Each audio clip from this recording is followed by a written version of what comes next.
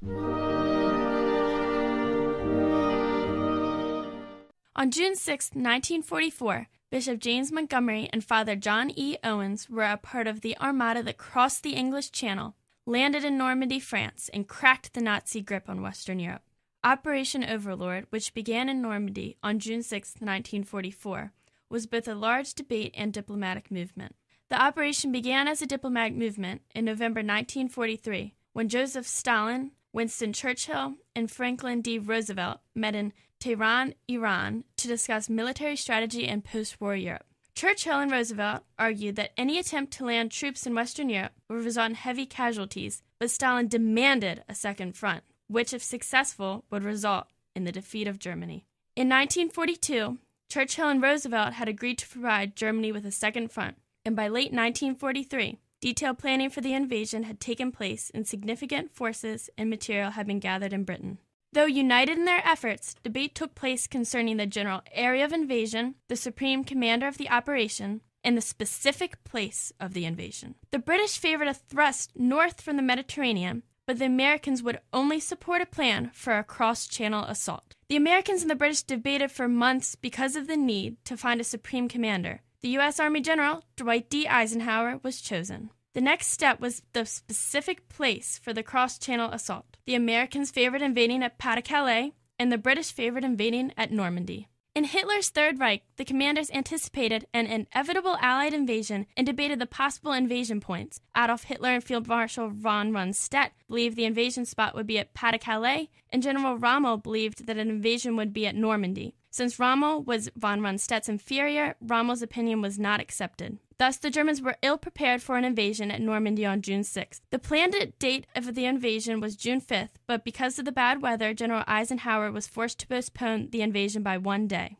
The Allies had placed hundreds of dummy tanks that were deliberately placed where the German air reconnaissance would photograph them. Deserted tent encampments were set up in East Anglia. A fake radio network was set up to simulate the traffic of an army preparing to invade. The efforts were very successful and led the Germans to keep their main forces in Pas-de-Calais even after the day of Operation Overlord had passed. Several days before the invasion, we had 3 men come who were in a unit of the Army that was going to drop by parachute behind the lines and then make contact with the ship so that we could fire where they would spot, they're called spotters, and shoot them. But unfortunately, those 3 men who we had set this all up with were killed as soon as they landed in their parachutes, so we never got that contact done. D-Day was planned to begin with paratroopers dropping into France by moonlight, the late evening or early morning before the invasion. The rest of the troops would land on 5 beaches. The British Army would land in the east on the codenamed beaches Sword and Gold. The Canadians would invade Juno Beach. Omaha and Utah Beach would be invaded by the American Army. Hitler's Atlantic Wall had failed to hold back the strategic Allied invasion. As the hours wore by, we noticed that the more and more of the tanks that had gotten on the shore were being blown up by German shells. For hours and hours in the morning, my memory of that is to see, bodies and arms and legs and pieces of people floating around in the water. It was a very grim day. There was another little group of Germans that were hiding in a cave, and they surrendered to our ship. They held up their hands and came out, and we directed them to go and give themselves up to America. So we were that close to see people that we were firing at. Omaha Beach was, I think, the bloodiest beach of the invasion day, and we had on our ship for it a man who wrote an article, a man named, I think his name was Summers. He wrote an article that was published in the Saturday Evening Post the next month called "The Longest Hour in History," and he was on our ship all through the invasion. The most difficult crossing was the Rhine River. My company, C Company, I had been made a captain before we left the United States, and I was assigned to C Company. And my company was the attack company to cross the Rhine River at midnight. The Germans were not supposed to be in the vicinity, and we were not supposed to meet much resistance. But when we began our crossing at midnight, there were flares lighted by the Germans. We were under attack by machine guns, by anti-aircraft, and by 88-millimeter cannons, which fired on our position.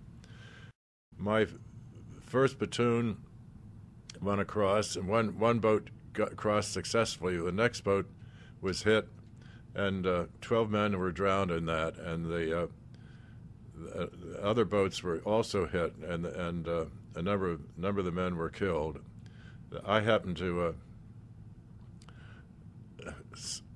try to save some of my men who were swept down the river and landed on a sandbar, and I went out in a launch and rescued a number of them. I went out a second time to save some of the men. And, of course, we were under fire the whole time. Operation Overlord was a success from the start. Eisenhower, a leader in so many ways, led one of the most successful operations in the history of warfare. Erwin Rommel, who figured the Allies were not yet ready to invade, was at home in Germany celebrating his wife's birthday when the news of the invasion reached him. When Rommel pleaded Hitler for reinforcements, Hitler refused since he did not believe that D-Day was a real Allied invasion point. Due to the bad weather, the German Navy canceled its usual patrol of the English Channel, and a practice drill scheduled for June 6th was called off. The German meteorological services were unaware of the break in the weather. By nightfall on June 6th, more than 9,000 Allied soldiers were dead or wounded, but more than 100,000 had made it ashore and secured French coastal villages. On August 25th, 1944, came the day that the French had been waiting for. Paris had been liberated. Within weeks, tons of supplies reached the Allied forces. People said, "Were you afraid?" Well, you know, when you're in charge, I have 187 men in my company. I couldn't really worry about myself. I had to do the job that I was called to do. And so I didn't give much thought to myself and protecting myself. I thought more of the men in my company. If the Allies had suffered a loss at D-Day, not only would morale and manpower be low, but the Soviet Union would probably have captured all of Germany or made a separate peace with Germany. Had Germany not been forced to surrender in May 1945, it is likely that the United States would have used atomic bombs against Germany as a final effort to do something substantial to destroy the Nazis. Either way, the whole of Germany and Western Europe may very well have been behind the Iron Curtain, and communism would have been enforced at the end of bayonets. There was little failure in the Allied movement, but there was weakness. It was fortunate for the Allies that the Germans remained in the dark about these weaknesses. The British had not taken Caen and the city of Bayeux. None of the invasion forces had reached their Day 1 objective lines, and there remained dangerous gaps between the Omaha Gold and Juno Sword areas. Some of the divisions had not joined together at Utah, and some divisions at Omaha were in danger of being thrown back into the sea. This diplomatic movement had its consequences, even as successful as it was. The movement was diplomatic initially in that it was using international resources. International agreements had to be met, especially between Stalin, Roosevelt, and Churchill. Though the Soviet Union, the United States, and Great Britain were allies, the Soviet Union looked at the United States and Great Britain with lack of trust, and vice versa. Thus, the consequences were mostly political. Later, during the Cold War, Stalin remained upset by the large amount of time it took the Allies to open up a second front against Germany. Finally, an important social consequence was that the Nazi concentration camps were liberated by the Allies. The Allies ended the final solution to the Jewish question by successfully liberating each camp. It brings me back with a few tears 60 years ago, only yesterday.